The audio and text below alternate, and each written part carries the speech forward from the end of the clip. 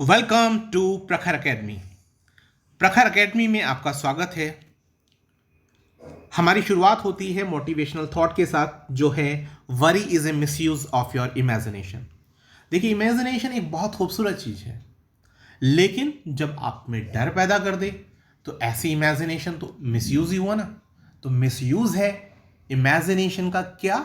चिंता करना, जो आज की डेट में हो रहा है। ये विषय प्रासंगिक है, इसलिए मैंने जिक्र किया। कोविड-19 की खबरें देख देख कर सब लोगों का बुरा हाल है। मैं उससे अछूता नहीं हूं। मैं अपनी स्थिति बताता हूं पहले, फिर आप लोगों की बाद में डिस्कस करूंगा। शुरुआत के दौर में मैंने कोविड-19 को लगातार देखा। मैं भी अपडेट्स देख रहा था, इतने उतने उतने उतने, और कैसे कैसे क्या हो रहा है और कौन सी वैक्सीन आ रही है। अब वो क्यूरियोसिटी जो है वो डर में बैठने लगी, और मैं उन सिम्टम्स को अपने अंदर फील करने लगा। तब तब मैंने अपने आप को एक मेंटल डोज दिया। मैंने अपने आप को समझाया कि बेटा तरुण, तुम्हें क्या करना है? तुम्हें पॉजिटिव रहना है। और पॉजिटिव रहने के लिए मैंने सोचा कि sharing is the good way of learning. तो यानी मैंने अपनी एजुकेशन, जो मैं खुद ही पढ़ता रहता था, उसे आप लोगों के साथ शेयर करना शुरू कर दिया। और मैंने अपने आप को ऐसे सुधारा, और ये एक एग्जाम्पल है आप लोगों के लिए भी।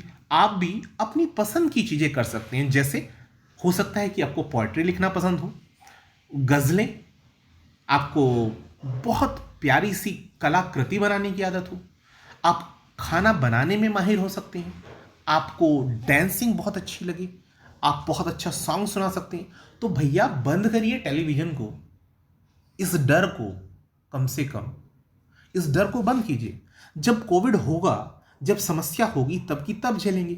अभी जो टाइम हमें मिला हुआ है, कम से कम उसको यूटिलाइज कर लें।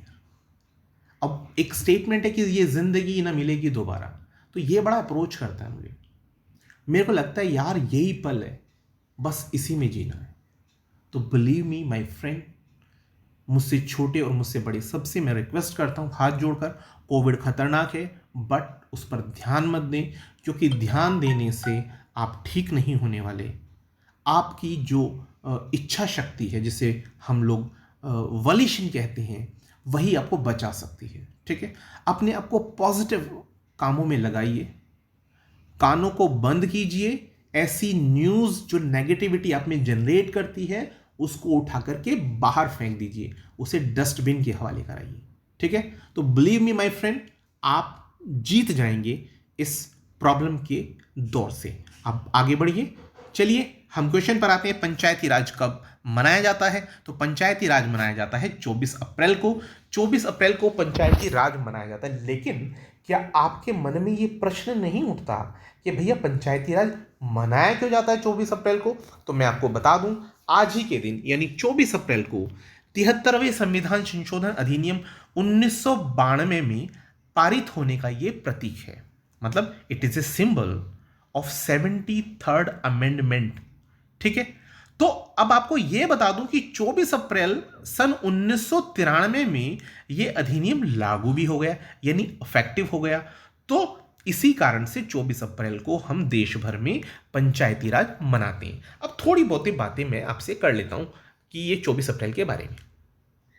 देखिए, आपसे प्रश्न पूछा जा सकता है, आपसे प्रश्न पूछा जा सकता है कि सबसे पहले पंचायती राज व्यवस्था से क्या हुआ।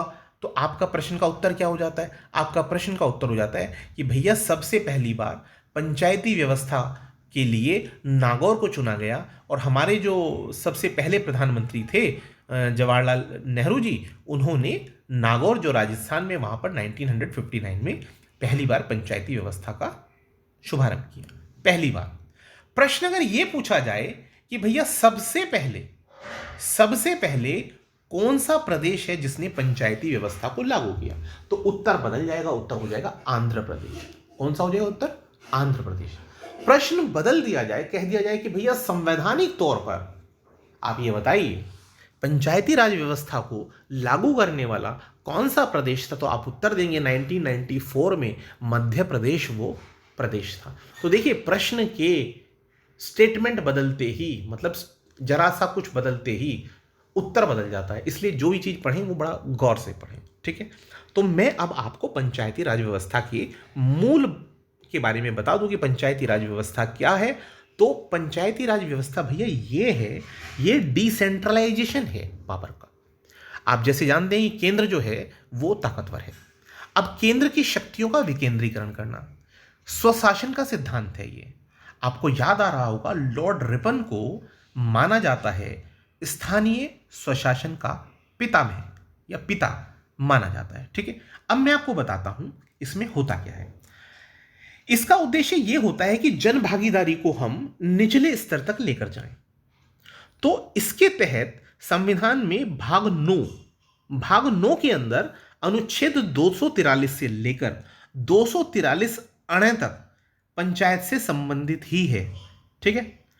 तो 73वां जो अमेंडमेंट हुआ है संविधान में, जो सन 1992 में हुआ, उसमें भाग 9 के अंदर, संविधान के भाग 9 के अंदर 16 नए अनुच्छेद और एक सूची जोड़ी गई थी जिसका नाम था 11वीं अनुसूची, ठीक है। अब उस 11वीं अनुसूची में विषय जो हैं हमारे पास 29 ऐसे विषय हैं जिन पर पंचायत जो है वो अपना लॉ बना सकती है, यानी विधि बनाने की शक्ति उसको दी गई है। क्लियर हो गया। अब बात यह आता है पंचायती राज जो है वो विषय किसका है भाई? संघ सूची का विषय है, राज्य सूची का विषय है कि समवर्ती सूची का विषय है? तो ये किसका विषय है? ये आपका राज्य सूची का विषय है। बात समझ में आती है? पंचायतों का जो कंस्ट्रक्शन है, जो उसकी संरचना है, वो किससे संबंध रखता है? वो रखता है राज्य के विधानमंडल से। चुनाव कितने समय में होता है? 5 वर्षों के बाद। पंचायतों के लिए जो उनकी फाइनेंशियल स्टेटस है उसको पुनर्विलोकन करने के लिए एक संस्था का निर्माण किया जाता है जिसका नाम क्या है? उसका नाम है वित्त आयोग, उसके पुनर्विलोकन के लिए, ठीक। एक और बात बता दूं, आपने अनुच्छेद 40 पढ़ा होगा, तो अनुच्छेद 40 किसका जिक्र करता है? वो जिक्र करता है भैया जो आपकी ग्राम सभा है उसके मतलब जो आपका ग्राम पंचायत है उसके गठन का निर्देश देता है, ठीक है। तो ये कुछ बातें हुई किसके बारे में? पंचायतों के बारे में। अब मैं आपको बताऊं ये शुरुआत कैसे हुई। तो इसकी शुरुआत जो हुई थी वो बलवंत राय मेहता समिति ने जो त्रिस्तरीय पंचायत प्रणाली का सुझाव दिया था, रिकमेंडेशंस दी थी, उसके बेसिस पर हुई है, ठीक है। अब बलवंत राय मेहता समिति ने क्या कहा था? उसने कहा कि ग्राम स्तर पर बनाया जाए और फिर ब्लॉक स्तर पर बनाया जाए, ग्राम स्तर पर, ब्लॉक स्तर पर और जिला स्तर पर यह व्यवस्था की जाए। तो 3 स्तरों की उन्होंने बात की थी, ठीक है। तो ये है कहानी किसकी? ये कहानी किसकी है? ये है कहानी आपकी उसके लिए, पंचायती राज व्यवस्था के लिए, ठीक है। तो ये आपका 73वां अमेंडमेंट के थ्रू हुआ। क्लियर हो गया आपको? चलिए आगे बढ़ते हैं, क्योंकि बहुत लंबा बताने के लिए इसमें, और इतना लंबा वीडियो आप झेल नहीं पाएंगे फिर। आगे बढ़ते हैं। द नेचर कंजर्वेंसी ने किस बैंकिंग संस्था के साथ साझेदारी की है? तो द नेचर कंजर्वेंसी को शॉर्ट फॉर्म में टीएनसी कहते हैं हम लोग, और इसने एशियन डेवलपमेंट बैंक के साथ साझेदारी की है। अब मैं थोड़ा सा दिखा देता हूं आपको एशियन डेवलपमेंट बैंक क्या है। ये उसका एरियल व्यू आप देख रहे हैं। एशियन डेवलपमेंट बैंक है कहां पर? तो ये आपका फिलीपींस में पड़ता है। कहां पड़ता है? ये पड़ता है फिलीपींस में, ठीक है। तो अब इसने क्या किया है, इसके अंदर क्या क्या चीजें हुई हैं, थोड़ा सा इसके बारे में बात कर लेते हैं। तो इसमें हुआ क्या है? ये हुआ है इसके अंदर कि आपका ये एक तो आपका प्रेसिडेंट जो है वो कौन से हैं? इसमें है मसात्सुगु असाकावा, इसके प्रेसिडेंट हैं। बना कब है ये बना है 19 दिसंबर सन 1966 को। किस उद्देश्य से बनाया गया? बट ओबियस है बैंक है तो किसके लिए बनाया गया? इकोनॉमिकल डेवलपमेंट के लिए किया गया। रीजन, किस रीजन में काम करता है? एशिया पैसिफिक रीजन में काम करता है। ये छोटी बात है एडीबी के बारे में, लेकिन ये समझौता जो हुआ इसमें क्या क्या हुआ? ये आपका action on the nature positive investment पर काम करेगा, एनवायरमेंटल सस्टेनेबिलिटी पर काम करेगा, action on the climate change through out the Asian Pacific के लिए काम करेगा, ठीक है। ये कुछ बातें जिसको लेकर के ये समझौता हुआ है। तो बेसिकली आपको बस ये बातें याद रखनी है कि ये समझौता किस किस के बीच में हुआ है। ये टीएनसी यानी द नेचर कंजर्वेंसी और साथ ही साथ एडीबी यानी एशियन डेवलपमेंट बैंक के बीच में समझौता हुआ है। अगला प्रश्न आता है कि प्रधानमंत्री स्वामित्व स्कीम के अंतर्गत या योजना के अंतर्गत पंचायती राज दिवस के अवसर पर कितने लाभार्थियों को ई प्रॉपर्टी कार्ड वितरित किए जाएंगे? तो मैं आपको बता दूं ये किए जाएंगे 4.09 लाख लाभार्थियों को यह योजना जो है प्रदान करेगी ई कार्ड, ई प्रॉपर्टी कार्ड। लेकिन शुरू कब हुई थी योजना? 1 साल पहले, यानी 24 अप्रैल 2020 को इसे जारी किया गया था। अब इसमें होना क्या, थोड़ा सा बता देता हूँ कि इसके मेन फीचर्स क्या हैं। तो इसके मेन फीचर्स ये हैं कि it is launched on the national Panchayati Raj day on the as a pilot project, as a pilot project in the 6 states. काम क्या करती है? मैपिंग करती है। किसकी मैपिंग करती है? Rural inhabited land through the drone, यानी ड्रोन की सहायता से जो आपके ग्रामीण परिवेश में रहने वाले क्षेत्र हैं वहाँ का जो भी ज़मीनें हैं उनका वो क्या करेगी? वो मैपिंग करेगी। फिर उसके बाद क्या करती है? टाइटल डीड्स डेवलप कर सकती है, इशू करेगी, यानी जो अब मिल रहे हैं आपको प्रॉपर्टी के ई प्रॉपर्टी कार्ड्स मिलेंगे, ठीक है, किसके बेसिस पर? इस मैपिंग के बेसिस पर। और जो स्वामित्व है, इन लोगों को जो स्वामित्व मिलेगा वो किसके बेसिस पर मिल रहा है? प्रॉपर्टी के आइडेंटिफिकेशन के बेसिस पर, प्रॉपर्टी की पहचान की, हाँ भाई ये फला आदमी की प्रॉपर्टी है, और अगर कल की डेट में कोई डिस्प्यूट होता है तो उस डिस्प्यूट के लिए आप इसका इस्तेमाल कर सकते हैं। अच्छा, और क्या फ़ायदा है सरकार को? क्या फ़ायदा है कि भाई इससे रेवेन्यू कलेक्शन और प्लानिंग किस तरह से करनी है उसमें आसानी हो जाएगी, ठीक है। एक और चीज़ इसमें की गई क्या, कि एक पोर्टल बना दिया गया। एक पोर्टल क्या बनाया गया? ई ग्राम स्वराज के नाम से एक पोर्टल बना दिया गया, ठीक है, मतलब जैसे मोबाइल एप्लीकेशंस होती हैं, ठीक है। तो ये डेवलप किया गया। तो ये कुछ बातें हो गई किसके बारे में? प्रधानमंत्री स्वामित्व स्कीम के बारे में। ये चित्र आप देख सकते हैं, PM Modi launches the physical distribution of the property cards under the स्वामित्व स्कीम, द हिंदू का खबर है।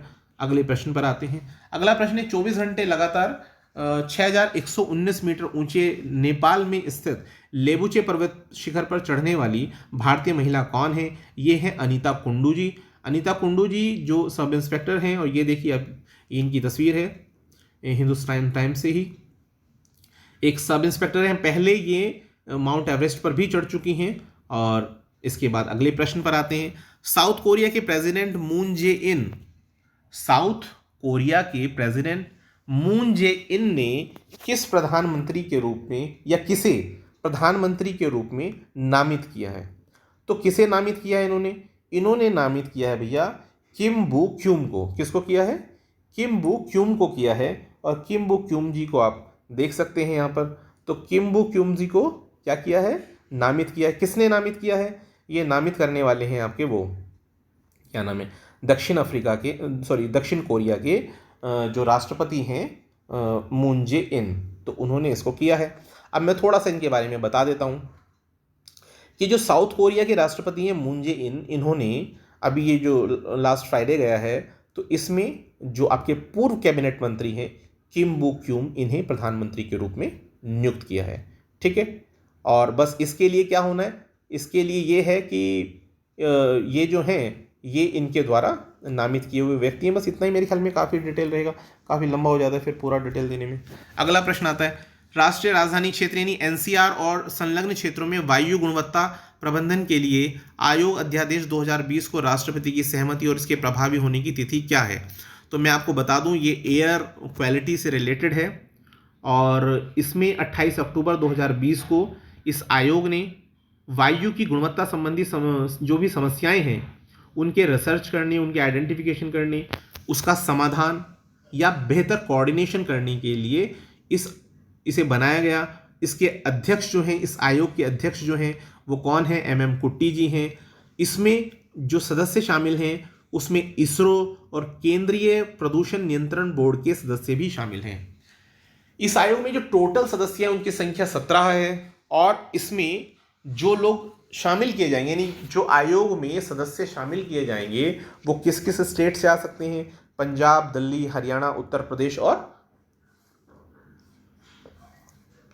राजस्थान। क्यों? क्योंकि ये आपका एनसीआर क्षेत्र की बात है। एनसीआर आपको पता ही है इन्हीं क्षेत्रों में मौजूद है, तो इन राज्यों से लोगों को चुना जाएगा।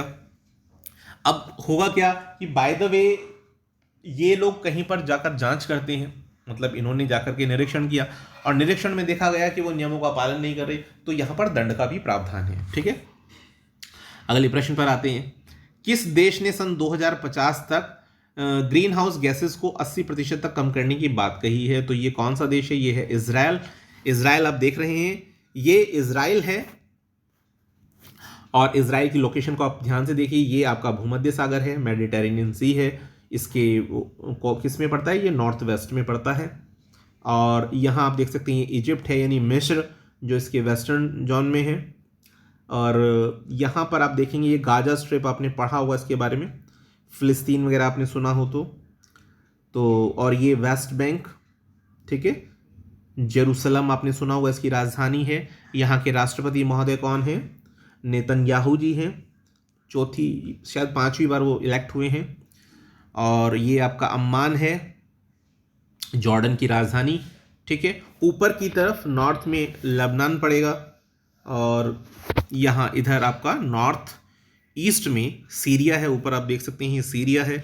तो ये लोकेशन क्यों देखी जाती है? लोकेशन इसलिए देखी जाती है कि प्रश्न पूछ लेते हैं करंट अफेयर में, जो कुछ भी चल रहा है तो उसी से वो क्या करते हैं, किसी शहर का नाम दे देंगे कि बताइए ये शहर कहाँ से बिलोंग करता है, तो इसको आप मैच कीजिए, क्या ये सही है या गलत है। ऐसे करके यूपीएससी हो या कोई भी आयोग हो क्वेश्चंस डिज़ाइन करते हैं।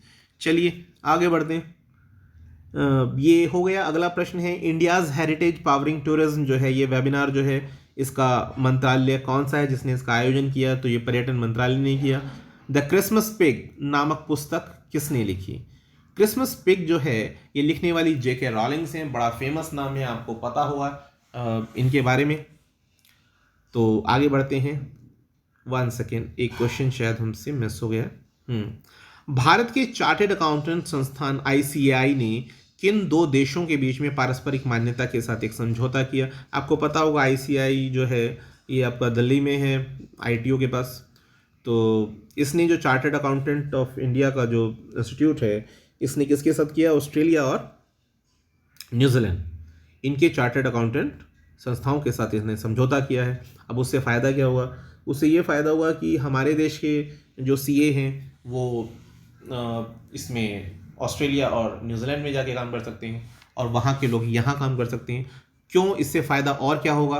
क्योंकि जो हमारा वर्ल्ड लेवल पे ट्रेड होता है, जो व्यापार होता है, तो उस व्यापार के दौरान चीज़ों को समझना आसान होता है, ठीक है। तो यहाँ के CA वहाँ, वहाँ के CA यहाँ आराम से अपना जॉब कर सकते हैं और एक दूसरे से सीख सकते हैं, ठीक है। तो ये मैं बता चुका हूँ। अब अगला आता है उसके बाद 23 अप्रैल को मनाया जाता है। तो 23 अप्रैल को संयुक्त राष्ट्र के द्वारा अंग्रेजी और स्पेनिश भाषा दिवस के रूप में मनाया जाता है, और यूनेस्को जो है वो world book and copyright day के रूप में इसको मनाता है। तो ये इम्पॉर्टेंट बात है। अब मैं आपको ये बता दूं कि इस बार का जो वर्ल्ड बुक कैपिटल है वो तबिलिसी है, जो जॉर्जिया की राजधानी है, ठीक है। जॉर्जिया पता ही होगा आपको, काफ़ी विवादित रहा है। और थीम क्या है इसकी? इस बार का जो थीम है वो है okay so your next book is. तो ये आपका क्वेश्चन है। क्वेश्चन किया गया कि आपकी अगली किताब कौन सी होगी। तो बढ़ते हैं आगे। आप देखिए ये रशिया है, आप इसको देख लीजिए, पहचान लीजिए। ये ऊपर ये रशिया है, और ये व्लादिवोस्तोक आपने पढ़ा होगा जब आपने रेल के बारे में पढ़ा होगा, रेल मार्ग जो है रशिया का। तो ये नीचे आप देखिए जॉर्जिया, ये जॉर्जिया है, और जॉर्जिया की जो कैपिटल है ये आप इधर देख सकते हैं, ये तबिलिसी है, ठीक है। और आर्मेनिया, अजरबैजान आपने पढ़ा हो, ये साउथ में पड़ता है इसके। इधर आप देखिए साउथ में ही आपका टर्की है, और वेस्ट की तरफ काला सागर है यानी ब्लैक सी। तो ये लोकेशन जानने के लिए एक अच्छा तरीका है कि आपको लोकेशन पता होनी चाहिए कि कहाँ पर ये लोकेट करता है। अगले प्रश्न पर आते हैं। इसके बाद जन अनुशासन, ये आएगा पखवाड़ा, ये मिस टाइप हो गया, किस राज्य ने लगाया है? तो आपको पता होगा राजस्थान ने ऐसा किया। राजस्थान ने ऐसा क्यों किया कि जब जनता अपने आप से अनुशासन करेगी तो जिससे कोविड-19 ज़्यादा ना फैले, उसको रोकथाम करने के लिए। राजस्थान के मुख्यमंत्री कौन हैं? अशोक गहलोत जी हैं। चलिए आगे बढ़ते हैं। हेनले पासपोर्ट इंडेक्स में भारत का स्थान कौन सा है? 84th रैंक है भारत की हेनले पासपोर्ट में। आपको ये बताना है कि पहले रैंक पर कौन है। अगर आप इसे कमेंट करें तो मुझे अच्छा लगेगा, क्योंकि बड़ा कॉमन सा क्वेश्चन है। अगला क्वेश्चन आता है कि माइनिंग फर्म वेदांत ने MSME क्षेत्र के लिए कौन सा कार्यक्रम शुरू किया? तो माइनिंग फर्म है यानी जो खनन करने की एक फर्म है जिसका नाम वेदांत है, उसने MSME सेक्टर के लिए कौन से कार्यक्रम को शुरू किया? तो ये किया गया है साथी कार्यक्रम को। अगला प्रश्न आता है कि टीबी वैक्सीन पर जो 5वां वर्चुअल ग्लोबल फोरम हुआ है तो उसे संबोधित करने वाले कौन है? बट ऑब्वियसली ये जो भी आपका मेडिसिन एंड मतलब चिकित्सा रिलेटेड चीज़ें होंगी तो वो डॉक्टर हर्षवर्धन ही उसको एड्रेस करते हैं। नेक्स्ट है रासायनिक हथियार निषेध संगठन जो OPCW है, यानी organisation for the prohibition of the chemical weapon, के लिए बाहरी लेखा परीक्षक के रूप में किसे चुना गया? जो CAG हैं हमारे GC मुर्मू जी। और आपको याद आ रहा होगा इससे पूर्व वो कहीं के LG रहे हैं, तो प्लीज़ कमेंट करके बताएं कहाँ के LG थे वो। नेक्स्ट क्वेश्चन है कि पद्म विभूषण से सम्मानित इस्लामिक विद्वान जिनका हाल ही में निधन हो गया कौन है वो? मौलाना वहीदुद्दीन खान जी हैं जी थे। और इजराइल के ऊर्जा मंत्रालय ने किस वर्ष तक, ये क्वेश्चन रिपीट करिए, 2050 तक कौन सा भारतीय समूह $100 बिलियन बाजार पूंजीकरण को पार कर गया? ये अडानी ग्रुप है। आपको बता दें इससे पहले 2 ग्रुप और हैं, ये तीसरे ग्रुप की श्रेणी में आता है। फर्स्ट पे टाटा है, सेकंड पे आपका अंबानी है और थर्ड पे आपके अडानी है। ठीक है, तो नेक्स्ट आता है innovative tributes to the brave hearts प्रतियोगिता का आयोजन किसके द्वारा किया गया? गैलेंट्री अवार्ड्स पोर्टल के द्वारा। M नरसिम्हन जिनका हाल ही में निधन हुआ है वो कौन थे? वो RBI के पूर्व गवर्नर थे। इंपॉर्टेंट क्वेश्चन था, टाइम नहीं है और डिटेलिंग करने का। इन्हें किसी चीज़ के लिए जाना जाता है और मुझे अच्छा लगेगा अगर आप कमेंट करके कमेंट सेक्शन में बताएं कि जो नरसिम्हन जी थे उन्हें किस चीज़ के लिए, बैंकिंग सेक्टर में किस रिफॉर्म के लिए जाना जाता है, तो बड़ी कृपा होगी आप लोगों की। पेमेंट इंफ्रास्ट्रक्चर डेवलपमेंट फंड क्या है, यानी PIDF क्या है? तो अगर आपको PIDF के बारे में नहीं पता है तो आप इसे पढ़ लें क्योंकि इम्पॉर्टेंट है। तो PIDF है क्या, मैं आपको बता देता हूँ। चर्चा में क्यों रहा? क्योंकि भारतीय रिजर्व बैंक ने 5 जून 2020 को एक 500 करोड़ रुपए का एक फंड सृजित किया, यानी एक फंड का निर्माण किया जिसका नाम क्या था? Payment infrastructure development fund. और इसको डेवलप किया गया ये Tier 3 से Tier 6 तक केंद्र और जो आपके पूर्वोत्तर के राज्य हैं वहां पर POS आप जानते होंगे, पॉइंट ऑफ सेल होता है, तो POS की व्यवस्था की जो फिजिकल और डिजिटल दोनों ही माध्यम से किया गया। फायदा क्या होगा? जिससे जो अधिग्राहक हैं वो प्रमोट हों, वो प्रोत्साहित हों, और इसके लिए इसको बनाया गया। मेन बातें क्या थी जिसे हम बोलते हैं ना की फीचर्स क्या रहे हैं इसके? भाई इससे क्या होगा कि जो आपके अल्प सेवित क्षेत्र यानी ऐसे एरिया जो अंडर सर्व्ड हैं, तो ऐसे एरियाज में भी क्या होगा? डिजिटलाइजेशन हो जाएगा, यानी भुगतान प्रणाली जो है उसे आसानी से यूज किया जा सकेगा। RBI जो है वो इस फंड में 250 करोड़ का इनिशियल अमाउंट लगा रहा है और बाकी वो कहता है कि 250 करोड़ रुपए जो हैं वो कार्ड जारी करने वाले बैंक, देश में जो कार्ड नेटवर्क को इस्तेमाल करेंगे वो इसको वहन करें। ठीक है, PIDF जो है वो कार्ड जारी करने वाले बैंकों और कार्ड नेटवर्क से जो परिचालन खर्च होगा उसको वहन करने के लिए भी आवृत्ति रूप से रेकरिंग फॉर्म में योगदान प्राप्त किया जाएगा। ठीक है, अगर जरूरी हुआ तो रिजर्व बैंक ऑफ इंडिया जो है वो कमियों की पूर्ति में भी ईयरली यानी एनुअली सहयोग देगा। तो PIDF जो है वो एक सलाहकार समिति द्वारा अभिशासित होगा और इसका प्रबंधन और प्रशासन कौन करेगा? बट ऑब्वियस है RBI गवर्न करेगा। अगला आता है इसके बाद, LIC ने अपना डिजिटल पेमेंट्स के लिए कौन सी कंपनी के साथ साझेदारी की है? तो ये किया है पेटीएम के साथ। विजय शेखर शर्मा जी की कंपनी है। ठीक है, और आप जानते होंगे विश्व मौसम विज्ञान संगठन के अनुसार लासोफियर ज्वालामुखी विस्फोट के कारण कौन सी गैस है जो भारत को प्रभावित करेगी? तो ये है सल्फर डाइऑक्साइड। सल्फर डाइऑक्साइड कैसे प्रभावित करती है आपको पता होगा, एसिड रेन के बारे में। सल्फर डाइऑक्साइड जब वाटर के साथ रिएक्शन करेगी तो वो क्या बना देगी? वो एसिड रेन बना देगी। वर्ल्ड अर्थ डे कब मनाया जाता है? तो वर्ल्ड अर्थ डे आपको पता होगा इसे कब मनाया जाता है? तो वर्ल्ड अर्थ डे मनाया जाता है 22 अप्रैल को। कब मनाया जाता है? 22 अप्रैल को इसे मनाया जाता है। ठीक है, बहुत डिटेलिंग की जरूरत नहीं है, पता होगा आपको इसके बारे में सभी कुछ। अगले प्रश्न पर आते हैं। आइबा युवा पुरुष और महिला विश्व मुक्केबाजी चैंपियनशिप में किल्स पोलैंड में कितने स्वर्ण पदक जीते गए हैं? तो 7 गोल्ड मेडल जीते गए। तो देख सकते हैं आप ये चित्र। 7 out of the 7 the India finish with the record eight 2021 the youth world boxing championship. कहाँ हुआ है? केल्स पोलैंड में हुआ है। चलिए इसके बाद अगला प्रश्न, किस राज्य के 4 जिलों में स्वाइन फ्लू के कारण फ्लू एपिसेंटर के रूप में उसे कहा गया? तो ये पड़ता है आपका मिजोरम। मिजोरम जो है ये पूर्वोत्तर का राज्य है हमारा, और ये अफ्रीकन स्वाइन फ्लू जो है उसकी पहचान पहली बार जो की गई थी वो 1920 में की गई। लेकिन अभी हाल ही में ये जब आपका कोविड शुरू हुआ, कोविड का आउटब्रेक हुआ, तो उसी दौरान आपने खबर सुनी होगी एक और वायरस पकड़ा गया। तो वो वायरस कौन सा था? स्वाइन फ्लू ही था। और ये फैटल है काफ़ी, और फैटल डिजीज़ है। और इसमें क्या है कि ये आपका चाइना से जो बॉर्डर टच होता है, जैसे आपका अरुणाचल प्रदेश हो गया, या जो आपका पूर्वोत्तर के राज्य हैं उन सभी में अफेक्टेड है वैसे तो। लेकिन मेघालय जो है, मेघालय के जो 4 जिले हैं वो बहुत ज़्यादा मात्रा में वहाँ पाया जा रहा है। तो मेरे ख्याल में इतना काफ़ी है इसके लिए सूचना। ये आप देख सकते हैं यहाँ मिजोरम, मिजोरम की कंडीशन आपको ये दिखाई देगी यहाँ नीचे की तरफ, ये आपका मिजोरम है। ठीक है, ये आप देख रहे हैं ये मिजोरम है। राजधानी आइजॉल है, बताने की ज़रूरत नहीं। अब हम आगे बढ़ते हैं। आगे है thanks for watching this video. आपका बहुत धन्यवाद, और उम्मीद करता हूँ कि अगर कंटेंट पसंद आता है तो please subscribe, like and share. Thanks a lot.